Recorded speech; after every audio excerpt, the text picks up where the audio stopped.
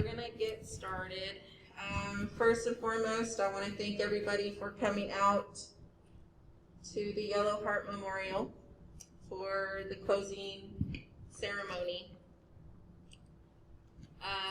First, I want to just say, hold on a minute. My name is Rosie Davis. I am a survivor and an advocate for COVID. I am the creator of Yellow Heart Memorial, featuring faces of COVID victims. First and foremost, I want to give thanks to God for everything that has happened, where He has led this memorial. I want to thank the City of Irving.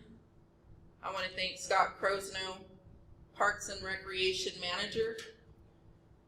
Thank you for listening to my story and being my voice when I needed help. I needed help to find a place to have this memorial. Shelley Craig, Faith and Grief Ministries, thank you for being by my side through this whole journey. Thank you for taking me under your wing. Faces of COVID victims, Hannah and Karen. Hannah, you are such an amazing young lady, and what you have created has touched so many. You have already left your mark on this world. Karen, thank you for believing in this memorial. Thank you for all you do, and thank you for being my ear and listening to me when I needed to vent. Thank you for being my shoulder when I needed to cry. COVID Survivors for Change, Chris Kocher, thank you for providing a space and resources for all of the survivors of COVID. You have such a big heart for people. Also, thank you for the acknowledgement and remembrance for the Empty Chair Memorial. Duncan Measle, COVID Memorial, thank you for putting a name and a face to a number. Thank you for all you do and for helping me with my memorial. Because we want our mission to be heard loud and clear, we have decided to go ahead and do a Say Their Names piece, which we are going to play. My mother, Mary Castro, was one of the hundreds of thousands of lives lost to COVID-19. Antonio William Bartolotta, 99-year-old World War II veteran, was my grandfather. Hi, David Ludlow was my dad. Veronica Stansel was my amazing mom. Ellie Hughes was my mom. Jerry Waits was my husband. Jorge Vilches was my father. Gerardo Montalvo was my dad. Bill Walden, big brother to Mary Ellen Walden Peterson, veteran of the Vietnam War. Freddie Garza was my 42-year-old son. Lynn Canariato was my mother. Gaetana Deserto was my mom. Teresa Arnetta was my grandma. Regina A., my mother. Andresa Bueyes was my husband. Herminia Gonzalez was my mom. Cindy Lutsky, she was my mom, my best friend, my mentor. Amy Lynn Laughlin died December 4th, 2020. She was my mom and a loving grandmother. Linda Hurd was my mother. Ed Benjavenga was my husband. Anthony Rizzo was my grandpa. Judy Thomas White. Anthony Cemento was our father. Greg Lay was my brother. Christy Clark was my mom. My dad, Freddie Acosta. Jose Zamudo was my father. My husband, Jose Luis Rendon Jr. Carmen Ramirez was my mother. Barbara Lanzetta was my beautiful mother. Louis Pueblo, my dad. Hi, my name is Lily on behalf of the Bonilla family from Selma, California. Jose Bonilla from Selma, California is the grandfather of my spouse. We love and we miss you so much. And thank you so much for doing this and remembering our loved ones. Thomas Landis was my husband of 33 years. Passed away April 1st, 2020. Luis Suarez, my loving husband. Carlton Faulkner was my husband. Brenda Christopher Meadows was our mom. We lost her to COVID on March 29th, 2020. And we miss her very much. We love you, Mom. Raúl Moreno, mi papá, tenía 75 años. Raúl Moreno, my dad, he was 75. Mary Dorothy Rodriguez, she was my beautiful, loving mother. Roberto Venegas, él era mi padre. He was my father. Amalia Garcia Jr. was my dad. He was my husband of 44 years. He is my abuelo. Nellie Lerma, my mom, passed away 12/19/20 due to COVID. Thank you. Robert A. Laughlin was my dad. He was my children. Juan J. Garza Jr. is my dad. His first name is spelled J-U-A-N. Dwayne Walter was my dad. Hello, Miss Davis. This is Mandy Mota. Martin Acevedo was my brother. He passed on August 17 of 2020. And Diana Garcia Martinez was my best friend. And she passed on August 8 of 2020. Delton L. Brown was my dad. Gurpal Singh was my father. James Reeves was my father. Lucille and Milton Jamie, mom and dad, to me and my two sisters. Angel and Rina Andrade, they were my beloved parents. Michael Patrick Kelly passed away March 28, 2020, 10 days after his 60th birthday. He was my boyfriend and my soulmate of 12 years and the best stepdad to my daughters. Miguel Cortez was my uncle. Jose Ramillo was my father. Arthur Champ III was my husband. He was also a father. Carol Mazamin Van Gilder was my mom. Carlos Alfredo Fernandez was my dad. James Henry was my father. Bob Beeson was my dad. Ronald H. Romo was my dad. Michael Alfaro was my husband and the best papa ever. Craig Nelson was my husband. Howard Marshall was my dad. Julian Lozano was my dad. Gregory Morey was my husband. Francis Giraffe, mother and grandmother. Charlene Struck was my mom. My husband, DJ Gambino. We love you and miss you. Judy White, my sister. Maureen Williamson. Luke Williamson was my beloved husband of 45 years. Margarita Serta Ramos was my mom. Tony Woods was my mother. My dad, Francis Nadeau. Sheila Enix Lent was my beloved mother. Tim Horton was my husband. Brandy Breedlove Hearn, my best friend, my soulmate, my darling. Anna Marie Alvin was my mom. Rex Fry. He was my husband. Keith W. Voss, my father. Lieutenant James E. Vance was my husband. Louis Robert Popolo, my husband. Hi, my mom's name is Mary DeSandro, and she was a loving mother. Leonard Soto was my best friend and husband. Ellen Ann Deitch is my beautiful mother. My bonus dad, John Fantasia Jr. Vivian Leitzler was my sister. Cal Schoenfeld was my dad. Wilmer Santiago, my beloved brother. My beloved husband, Calogero Castro Giovanni. My brother, Clyde Wilson. My father, David Mariconda. My dad, Paul Letizzi. My mother, Judy Geralds. Gary Serafini was my father. Ron Waller was my dad. Mariluz Lopez Santiago. She was a mother of 5.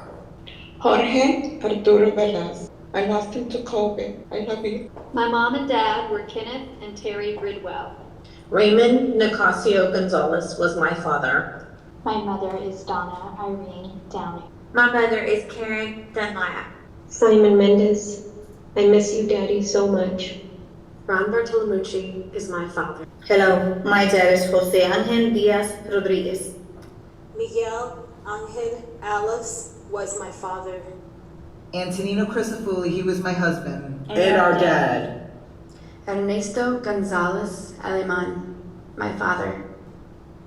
Ruben Miranda was my father. Alan Trobe, the love of my life for 57 years. My father is Jose Luis Garay. Sabina Cuevas was my grandma. At this time, we're going to ask Shelly Craig to come up from Faith and Grief Ministries to lead us in prayer, and then we're going to have a moment of silence.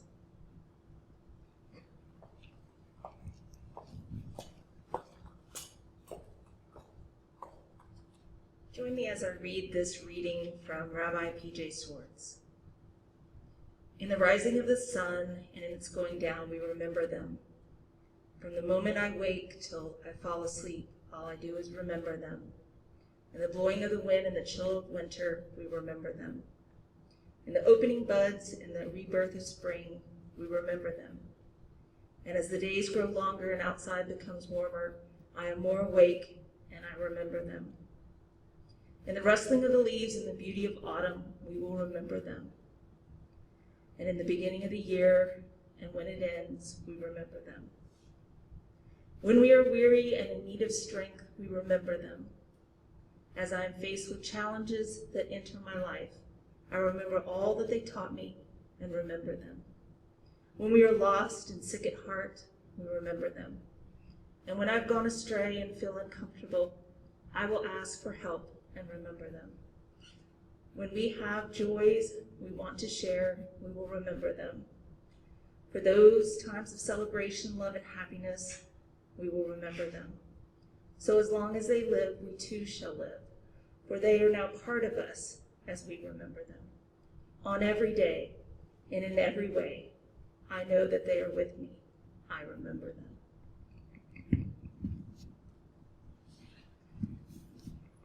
Please join me in prayer. God, our source of life, spirit of compassion, we give thanks from the fullness of our hearts for the lives that we remember in this gathering.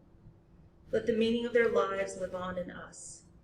May the light they have given us shine in our lives, hearts, and memories. Help us to find the courage and faith we need to carry on. Open a way of hope before us. Mend our heart and teach us to be comforters of one another. In all the names of God, amen. And now we're going to have a moment of silence for the over 500,000 lives that we have lost to COVID-19.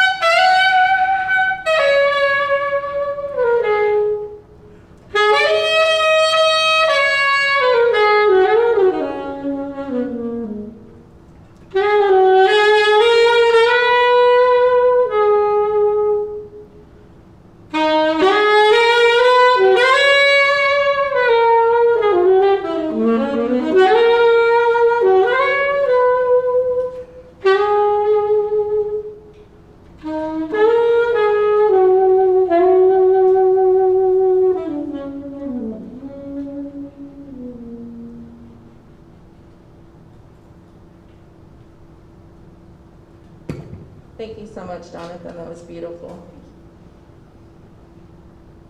So I'm going to invite Heather up to speak. This is my aunt, Ann Carter. She passed away January 14th, 2021, after just a few days. Christmas Eve, Christmas Day, she was feeling ill. Suspected that she had flu, maybe bronchitis, pneumonia at the most. She was transported 45 minutes from her home via ambulance after the results of her COVID test came back positive, and she had gotten worse. That hospital was the closest hospital that had an available bed. She was on a respirator for just a few days, with her husband coordinating with the hospital, her family coordinating with the hospital through phone, and relaying the information to the rest of us via Facebook. That's how we learned that she had passed away, was Facebook.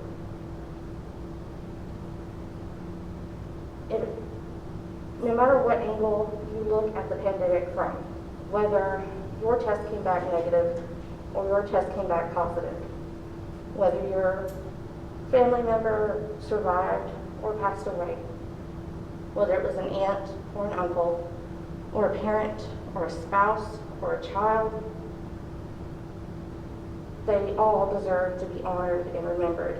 Rosie's Memorial has given us a way to do that, and I think it's very, very commendable. Hannah's artwork allows their personalities to come through, so that they're not just a number or a statistic, they are a face, they're a person. I am going to hold my own small memorial at my college. I encourage everyone to please participate in Rosie's Memorial.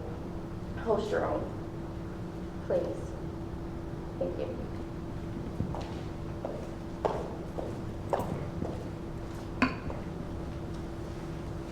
I'm going to have Kathleen come up and speak.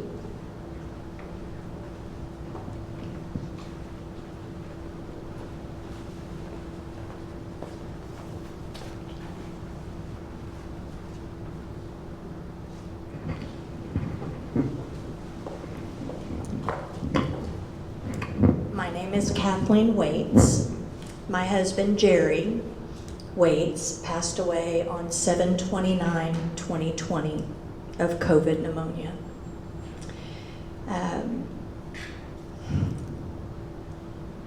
Thank you, Rosie, for doing this, for this memorial and all your tireless work.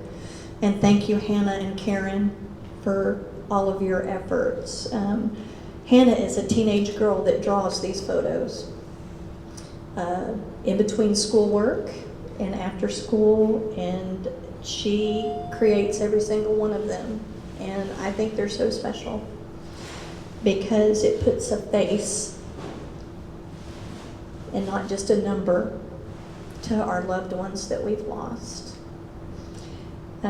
Jerry was 54 years old when he passed away. I got sick with COVID first at the end of June.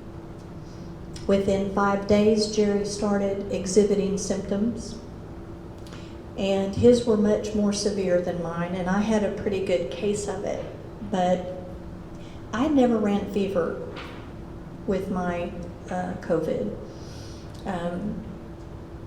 So that's not always a determining factor. I had a sore throat, I had a cough, and it got progressively worse from there, but I never ran fever. Jerry, within 2 days, was at 104.5, and the doctor said, get him to the hospital. He wanted to wait one more day. It was 4th of July weekend. My 20-year-old daughter had to take him to the hospital and leave him at the emergency room doors.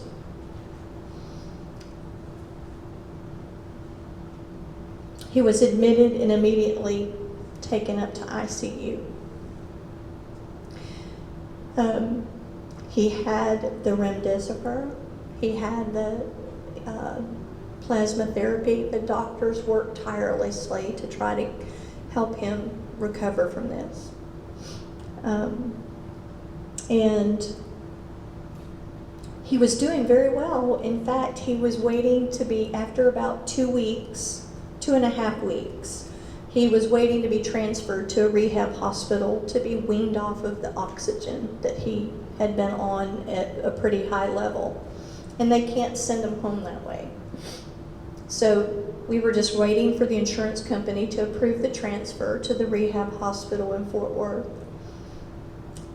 And the next day when I talked to him, I noticed that he was struggling to breathe again. He was having difficulty breathing, and that he was coughing when he talked, which were early symptoms when he was first hospitalized. And I asked him, I said, "Are you okay?" And he said, "I don't know what the matter." He said, "I feel just so tired, and I'm really having a hard time breathing." The next thing I know, I get a call and they tell me that they're going to put him on the compressed air, like a CPAP instead of the nasal can, to try to help him get his oxygen up.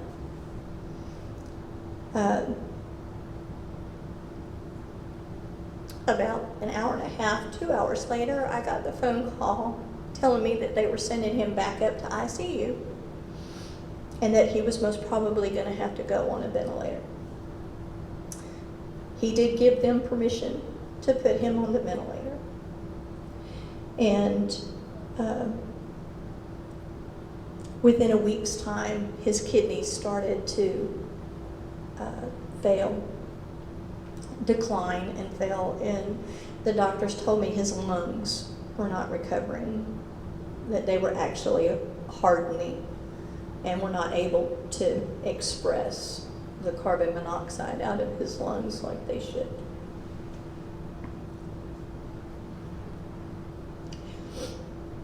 So we had to say goodbye to my husband.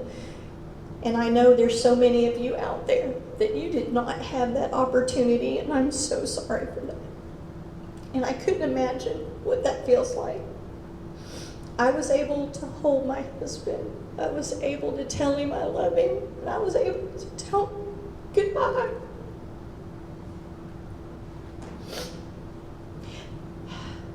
COVID-19 is real.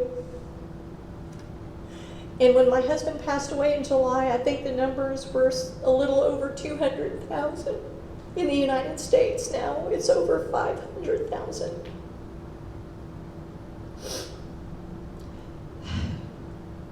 I know people are tired of wearing masks. They're tired of their lives being restricted. But you know what? We're tired of people dying.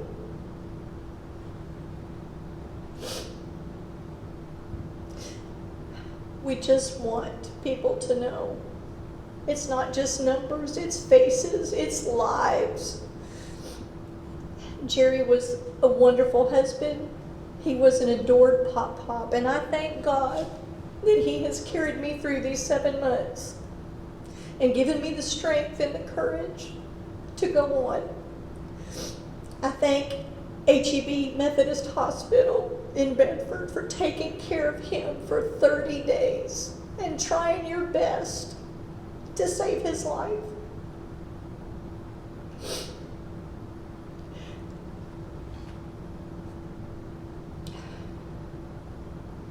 Thank you for giving me this opportunity to speak. I appreciate it. God bless all of you.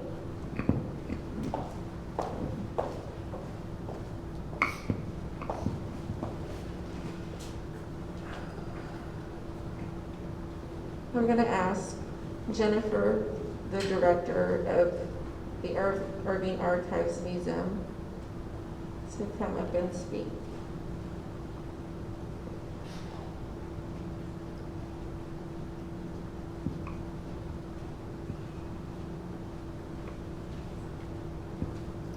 Thank you, Rosie. I'm Jennifer Landry. I'm director of the Irving Archives and Museum with the City of Irving. I just want to thank Rosie and all of you that have been involved in this project.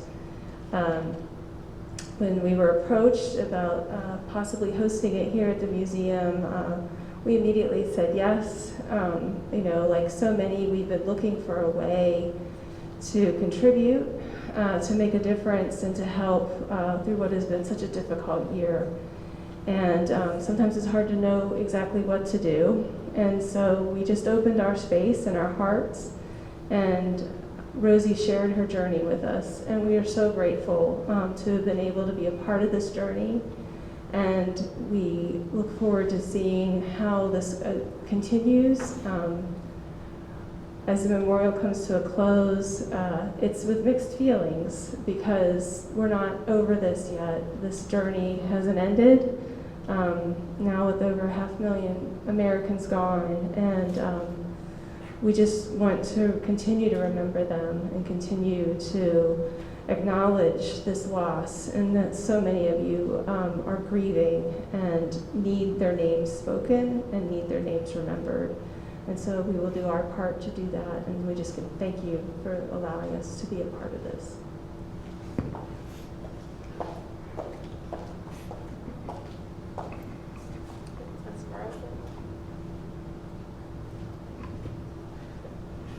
I'm going to ask Esmeralda to come up.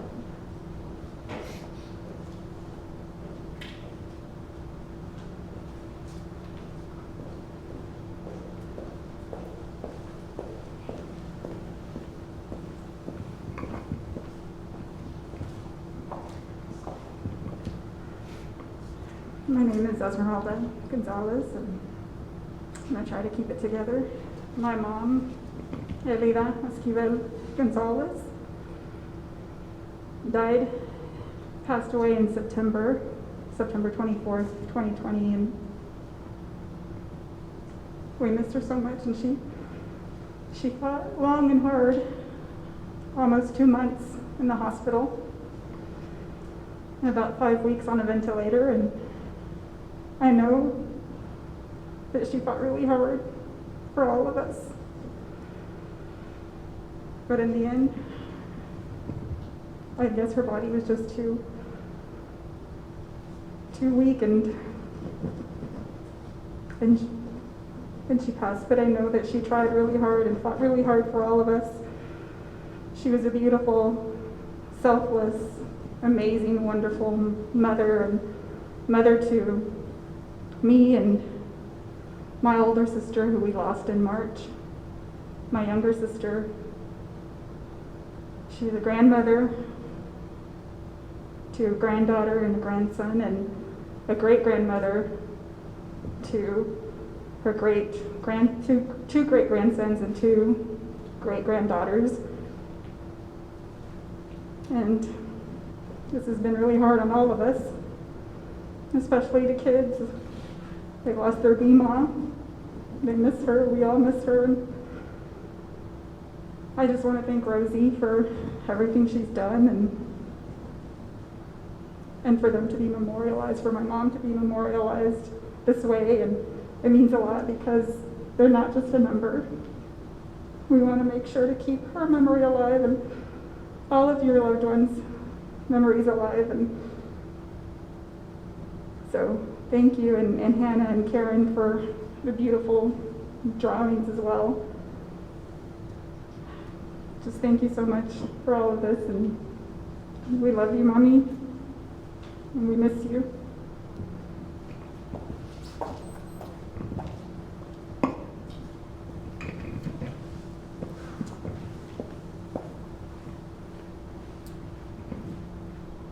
So I'm going to go ahead and close out. I know a lot of you have heard my mom's story, but some of you have not. My mother's name was Mary Castro. She was 75 years old. She contracted COVID in a nursing home here in Irving, Texas.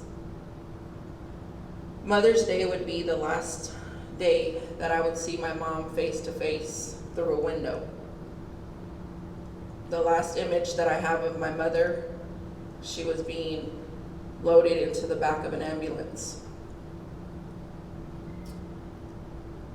I have so many thoughts, so many regrets, so many questions. You know, I asked the nursing home to call 911 for my mom when I knew that my mom needed medical attention. And my plea fell on deaf ears. So I had to call 911 myself. Upon arrival, my mother had a fever, and she was very confused. So because she showed symptoms of COVID, they isolated my mom immediately. The hospital ran 3 tests on my mom, and all 3 tests came back negative.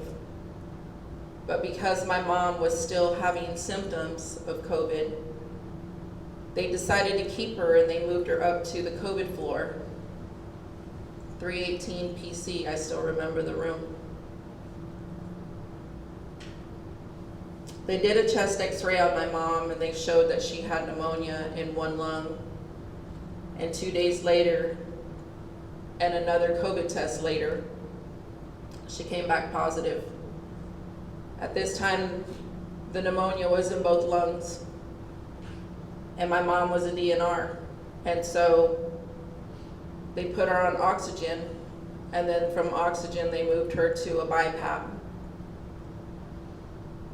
They did as much as they could without crossing red lines. The day before my mom died, I spoke to my mom. We had a conversation. I had so much hope that my mom was going to come home because her conversation went a little like this. Hello, hi Mom, how are you? Oh, I'm okay, I just finished eating. Oh, you ate? You finally ate something? Yeah, I did. Do you know when I'm going to be able to get out of the hospital? Because I'm tired of being here. I said, Mom, you got to stay in the hospital, you're sick. Well, do you know if the restrictions have been lifted? No, they have not been lifted, Mom. You got to stay in the hospital. She said, do you want to tell me anything? Do you want to remember anything? And I said, yes. I want to thank you for being a strong single mother that put yourself through nursing school. And you provided for me and my siblings the best way that you knew how. And I want to thank you for raising us the way that you did. You taught us that we needed to put God first in our life. And I also want to tell you that I'm sorry for any grief that I ever caused you, for being a rebellious teenager, for any arguments we've ever had. My mom replied, all of that has been forgiven. I love you. I'm proud of you. I want to thank you for being the best daughter that you could be to me. My mom's last words to me were, when you get to heaven, we're going to look for each other. The next morning on May 17th, I got a phone call that my mom took a turn for the worst that night.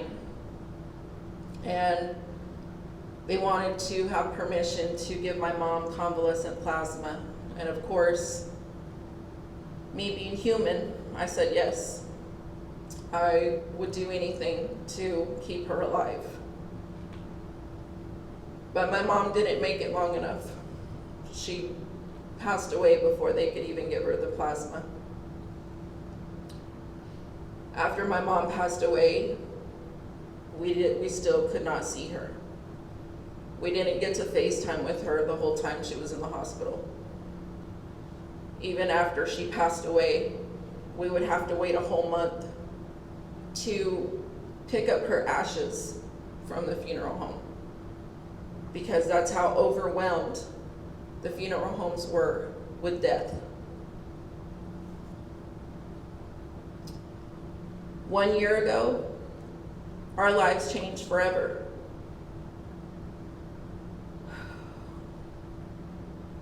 Today, the U.S. has surpassed 500,000 deaths. And my mom, she was one of the 500,000 lives that were lost. And even though some people are still numb to these deaths that occur every day, the pain is very real for all of us survivors that are left behind.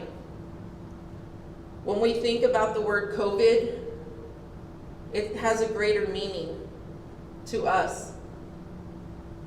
It means a father not coaching his kids anymore, like DJ Gambino from New Mexico, or a husband not coming home to his wife. It means a mother seeing her daughter not being able to live out her full life, like 13-year-old Anna Carter from Oklahoma. A granddaughter like Hannah Ernst from New Jersey. She'll never get to enjoy those trips to the city with her grandfather, Cal Schoenfeld. I could go on and on. There are over 500,000 stories just here in the United States alone. I want to close by saying thank you to all the survivors for all of your love, your support.